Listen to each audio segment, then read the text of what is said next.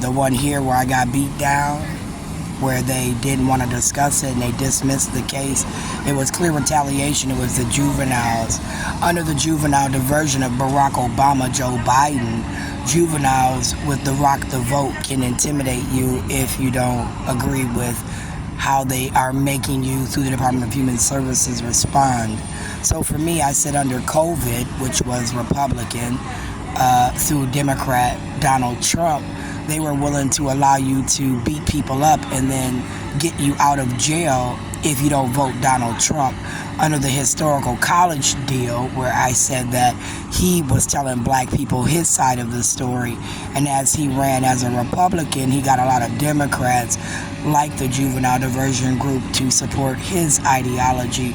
Except for, here's the thing for me: if you're breaking the law because you think you deserve free school, then why aren't you just at school for free? Why do we need to pay you to get an education? I don't think that is a long-term plan when it comes to things. So like children at home had allowance. That meant that you might have had to take out the garbage, you might have had to make grade, you might have had to keep your room clean, you might have had to clean the bathroom, you might have had to do the dishes. There was things that we gave you as parents to do as children, which fostered discipline and structure. So then we gave you an amount of money and we called that an allowance, right? But you had to earn it. It wasn't just given to you. Right now, sometimes things are just given. We give money for good grades, right? It doesn't matter if the kid's a bully at school. If they're bringing home an A, that's all that matters, right? Or does it matter if the A student is bullying people? Because if the A student is bullying people and they're being mean and cruel and you seem to think it's justified, then is your mentality outside the norm of America because you're a bully? And America said that you cannot bully people. Bullying can become verbal assault. It can become physical assault. It doesn't always have to be just about the denial of supports and services. Like me here, I was protesting the use of the Metro Transit card. Betsy Hodges' husband, who was on the Met Council to me, was giving till the end of the year Department of Human Services people who signed up at that moment, at that time, free rides for the rest of the year. And I said, well, then why can't you just assign it and put it on their welfare card, and then we show our welfare ID or something, and then everybody's allowed to pay $1? Why do you got to keep printing these Metro Transit cards? Are these cards free? Does the government pay for these cards that you keep giving out? Seems like every time I showed up at this motherfucker, there was a table set up with people giving away these little bitty Metro Transit cards by the thousands, and I wanted to know how much that was costing, right? Because you could save money that way if you just said, well, people who have a welfare card with medical dental and it has a 22 or 23 on it, because it's 23, it means it's current for the year, and we're going to allow them to pay $1. We're not gonna argue with them. Our goal is to get them to pay something versus arguing with them about whether or not they do or don't have $1, right? I mean, it didn't make sense to me. So they wanted to fight me that day because they said I was doing too much by complaining that they could cut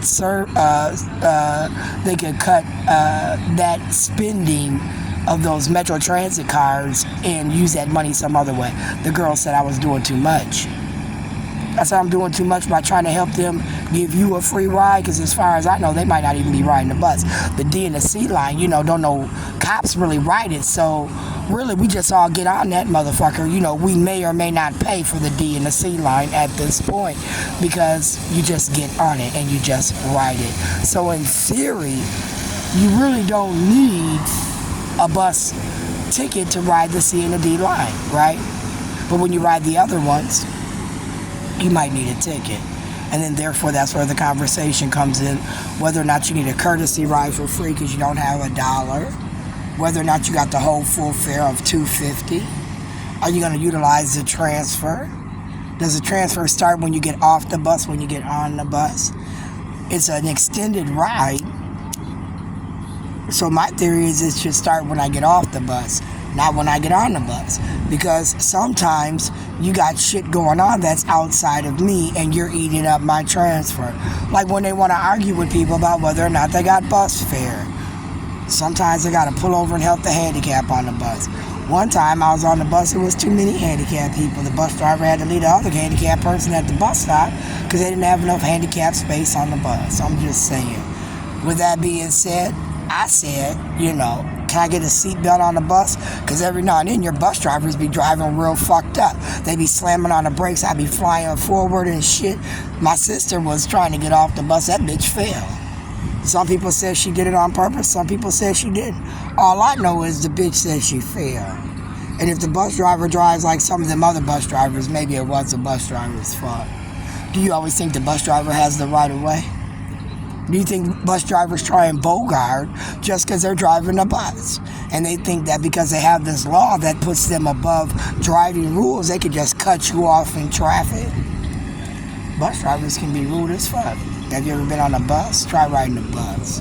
Where the 721? I don't think it came.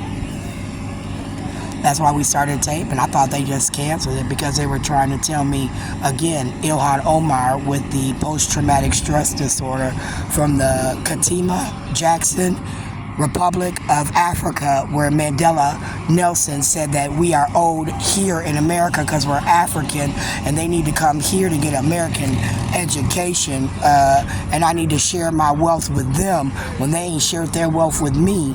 It seems to be my problem. So me and that Fatima, that Jackson that got elected to the Supreme Court, I said I said Tunheim, that's gonna be who I write about. I said right here in Minnesota, I'm going to write about Alan Page, Michael Davis, but in Washington, I'm going to write about that newly elected African that Joe Biden set for the Ilhan Omar monkey show because she thinks she's winning. She really thinks she's winning, and you're allowing her to think she's winning as you sit on my judicial seats. And I think I have the knowledge and the wherewithal to write a complaint and get a first lifetime seated judge off the bench. That's what I think. But I ain't really, exercise my right to type it down because you already killed Shayla. And I'm debating if I write it again, are you going to kill my son on the reservation? Because, I debate if Amy Klobuchar killed Paul Wellstone. I do debate that, don't I? If Amy Klobuchar killed Paul Wellstone, how many of you motherfuckers was around for that shit?